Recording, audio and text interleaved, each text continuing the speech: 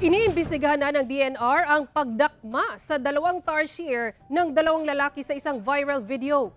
Humingi ng paumanhin ang isa sa mga dumakma, sabay paliwanag sa kanilang ginawa. Nakatutok si Abby Caballero ng GMA Regional TV 1 Mindanao.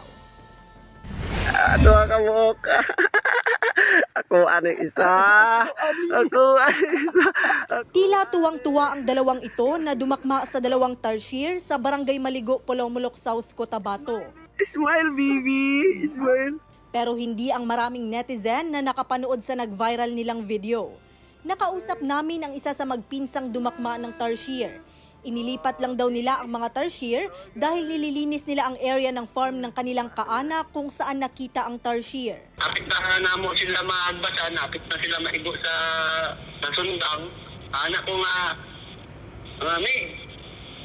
kwaon na lang nato na, i-transfer nato sa ibang area. Moto, gikuha na mo siya, ma'am, i-transfer na mo siya after, wala kabot ng half hour, ma'am, na-transfer na siya. Pinakawalan na rin umano ang mga tarsier at yan umano ang napapanood sa in-upload na ring video.